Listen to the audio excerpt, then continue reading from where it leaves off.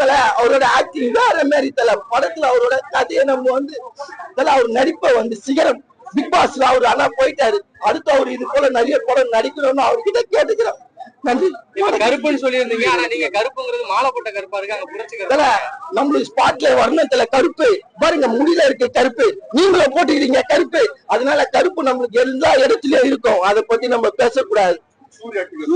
சூர்யா ஒரு 10 நிமிஷம் நேரத்துல வந்து படத்துல நடிச்சிருக்காரு. அவரை பத்தி பேசாதீங்க, ஏன்னா அவர் பார்ட் 3க்கு வந்துட்டாரு.